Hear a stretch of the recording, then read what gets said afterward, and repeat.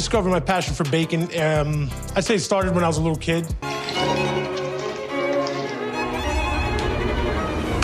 Oh my God. Oh my God, bro. Oh, hell no, man. What the... I got your bread here, so... Oh, I love your bread. Thank you so much. My entire life is about to just be turned upside down. It's not just going to be me anymore. It's going to be we, my mother. Having being intimate. All right. Yeah, have a carrot. Yeah. Wow.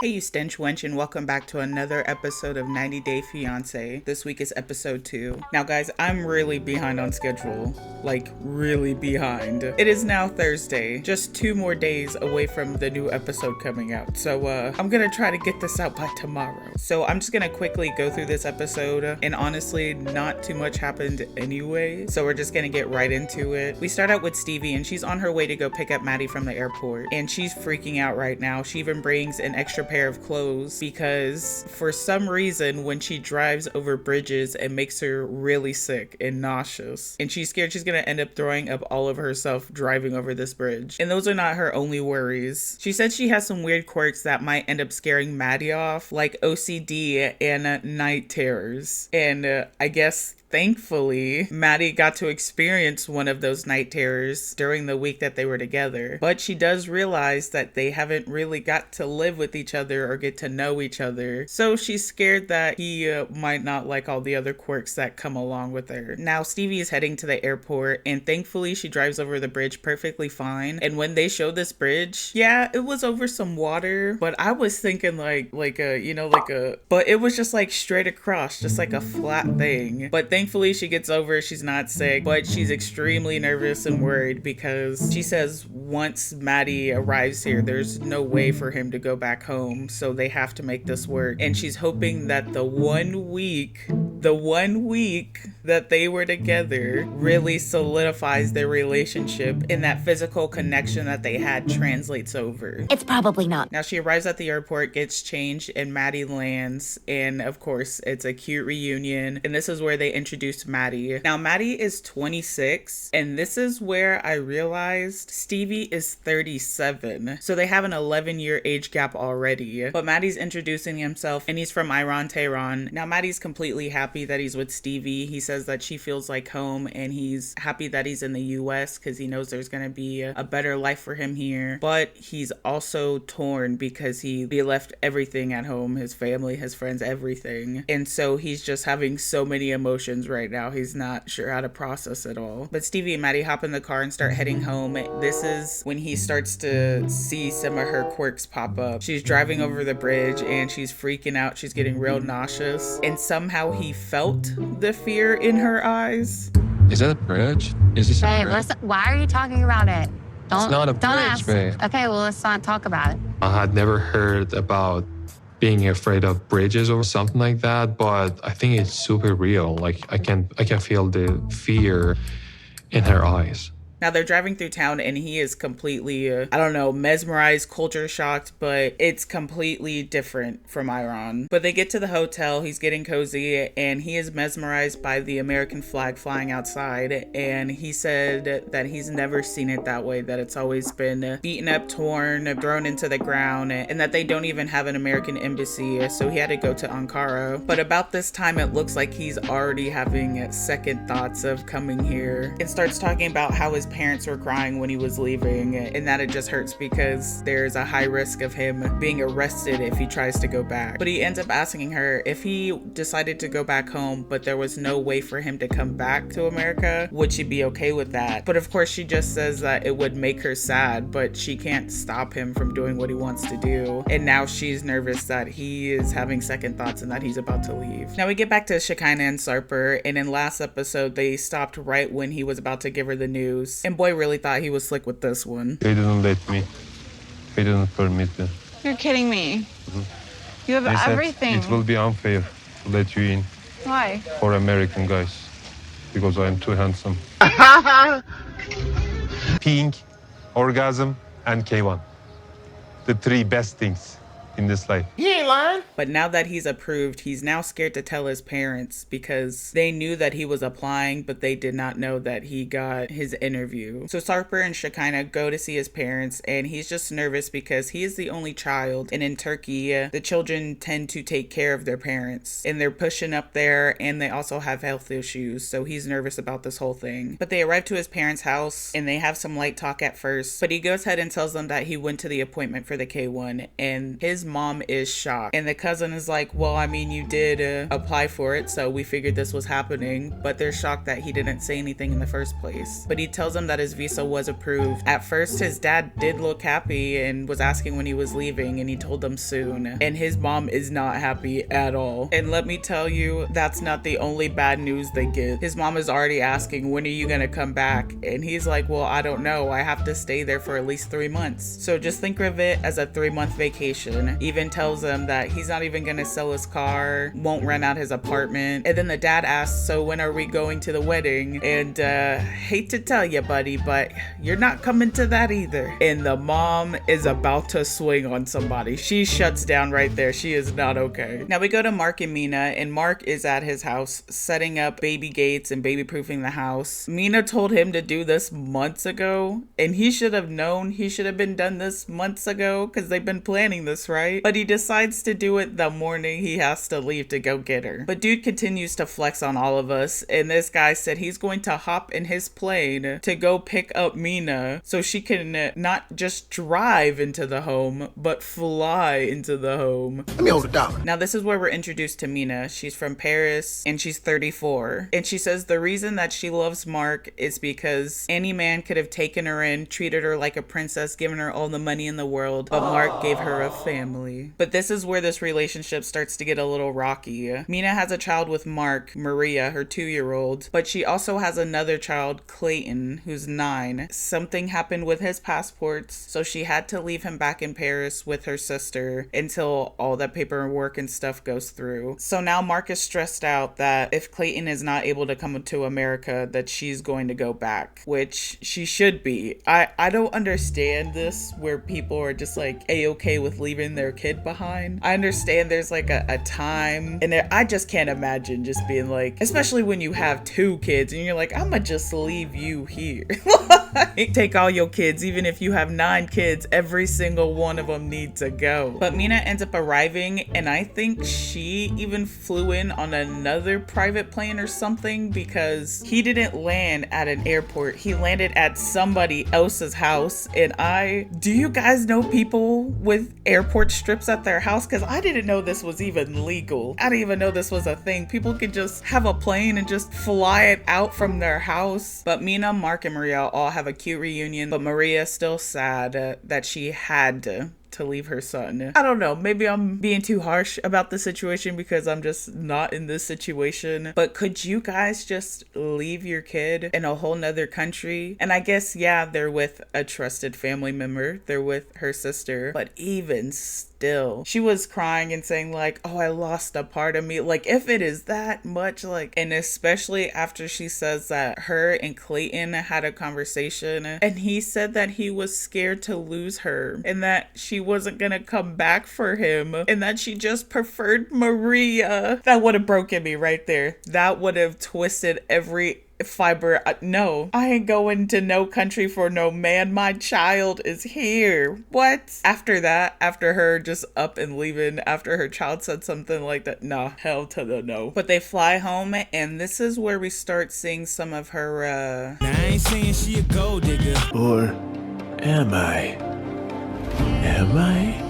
Now Mark is showing her around the house. It is huge. It's beautiful. They have a plane in the garage, like, but immediately she does not like the house. And to be fair, to give her the one thing, he ends up showing her Clayton's room, or to be Clayton's room, and I guess he hasn't upped it up or anything yet, because there were still pictures of him and his ex-wife and the kids. Like, it would have been one thing if it was just the kids, but like, there was pictures of his ex-wife in the house, and it was like, well, just in that room. But even then, it's like, come on, you didn't take a peek in here? But he keeps showing her around, shows her to the bedroom, and she's like, I don't like it. It's so simple. It's old. I'm gonna change everything in this house. I'm gonna gut out the bathroom, like already renovating the whole house. But on top of that says, yeah, we're also moving. In 6 months, we're out of here. And he's like, oh, we can't give it like a year or 2 or maybe 3. She's like, nope, 6 months. We better be gone. On top of renovating this house. So it's like, and she also already threatens to leave if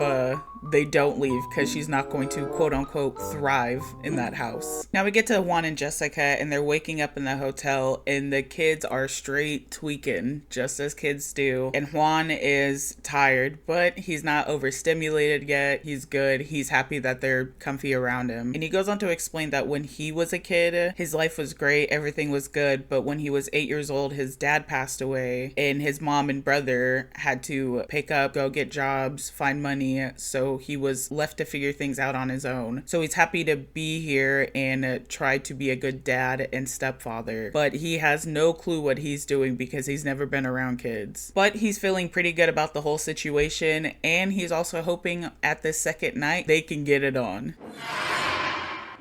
So no door. No door. Doorless. Doorless bedroom. Now they're all packed up and heading home and the baby immediately starts crying loud as hell. But it takes some hours for them to get home, and on the drive there, he is just like, all I see is land and more land and even more land. Like, where are all the buildings? And he gets so bored that they start playing I Spy, and the only thing that they're spotting is cows over and over and over again. Like, he is just losing his mind. But they make it home to Torrington and the sign says population of 6,119, and it was cute because when they passed through, he was like, oh, it's 6,120 now. And I thought that was really cute. But put that to the side. When you really look at it, 6,000 people is a lot of people, and maybe that many people should even be living next to each other in the first place. But when you really think about it, as many people, like, that is a small town. That is like one of those towns where everybody knows everybody, and that's crazy. That is a teeny tiny town. But they arrive home, there's signs up for Juan, and he's happy to be home, and she's showing him around the house. And you know those live, laugh, love signs, those like inspirational quote signs? Her whole house was covered in these signs, and it's like you couldn't think of something else to put up, maybe a cute picture of a giraffe or something. Like, they were all over the place, and he's like, I know she's cheery, but this is too much. We're gonna have to take some of this down. Now Juan was excited about their second night being better, but this place has no doors. Well, they have a door, but apparently it doesn't even work. It barely even works. So they have half of a door. The door closes. Okay, good. And locks. Good. Good, we have a door.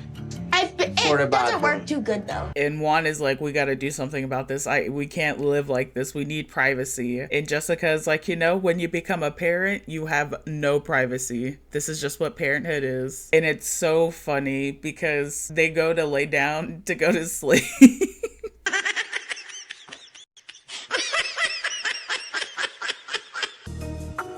need to talk to you. But you need to go to bed. Okay, I will. Love you. After I talk to you. I've been waiting for this moment for a long time. Turn off the light. Talk to you.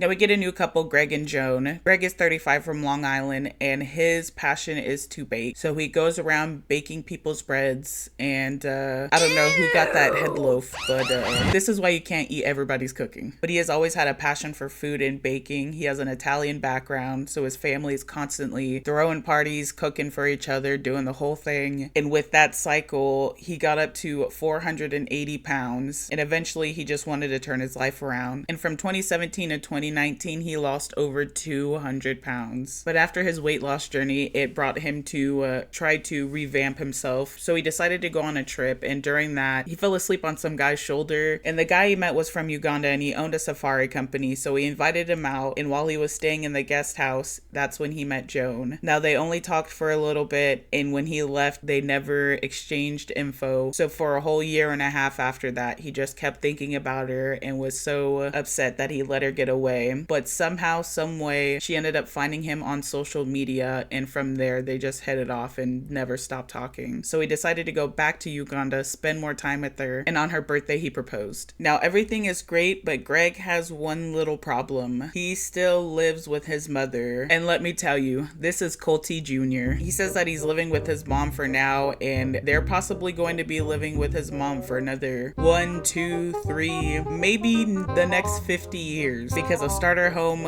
is anywhere from 400 to 500,000, which is so crazy. At this point, I'm struggling to buy a bike. I can't ever imagine myself owning a house. Now, like I was saying, this is Colty Jr., and Colty didn't turn out that way by himself. No, his mom had a great part in it, and let me tell you, Greg's mom has a great part in it. So his mom is doing everything for him. You know, I like to have a nice meal cooked for him, and I'm doing my laundry. I'll go in his room and scoop everything up that's dirty. I'll have to clean the bathroom upstairs, straighten out his room when he leaves the room, put out the garbage, finish the dishes in the sink, and my drink. Get my water? And get your water. Thank you. Stop it. You gotta stop. You're literally raising a man-child. And later on, he even goes on to say that he has spent his whole life being very childish. And it took him just now, in his ripe old age of 35, to be like, oh, I'm grown. I need to get it together. But they have a conversation about Joan coming out, and his mom is not very happy about it all. She thinks that he might be being taken advantage of because he's very naive, especially in relationships, and he's very giving. And she's especially uncomfortable with him, you know, doing the do in her home. And she doesn't outright say it, but he gets down to the nitty gritty. He's like, oh yeah, we're banging it out up in that.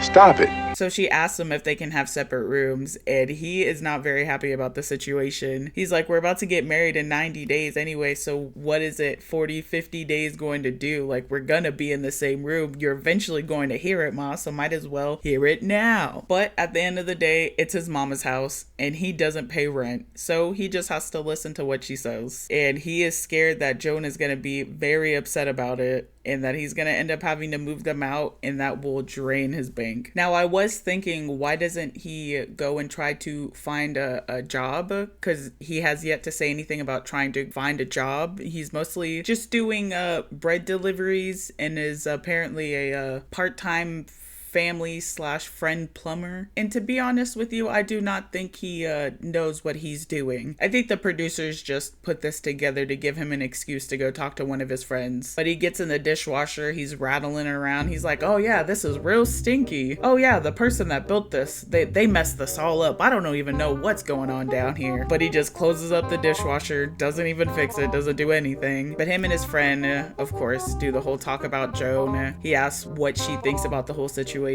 But it's the whole normal conversation. What you're doing is wild. Are you sure what you're doing is the right thing to do? Do you really know her? And he goes on to say that she technically moving here with him is going to mess up her life. That she is a director of a nonprofit out there, has her bachelor's degree, has everything going for her out there, has a great life. And now she's about to leave everything to come live with him in his mom's house. Maybe she should have thought about that. But she's like, are you ready for her to be here? You got everything in order? And he's like, well, I'm broke. Okay, you have anything else? But he says that he's working on his bakery thing. And boy, you've been working on your bakery thing the last 35 years. You gotta do something else. But he says he's gonna put all of his eggs in that basket. And on top of all of that, they wanna make a family. They wanna have kids. So he's like, you know what? I'm gonna just let future me deal with that. Literally, he's just gonna let his future self deal with that.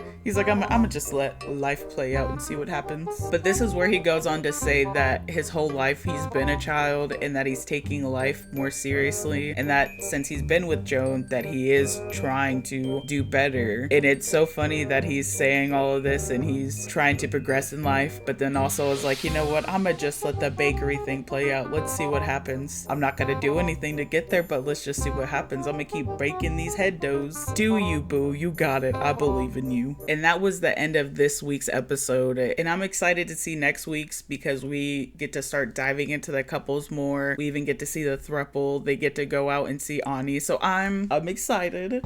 We've been trying to let our children know that there is someone in our lives important. This trip, we want to take the next step in the relationship and propose to her. We want to bring her on the K1 visa. I feel butterflies, my heart's beating real hard. Wait, that's not her, is it?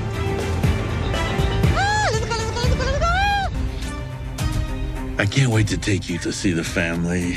You know, I want you to see Jordan and talk with her. Tell me, she and me is the enemies? No, you're not enemies.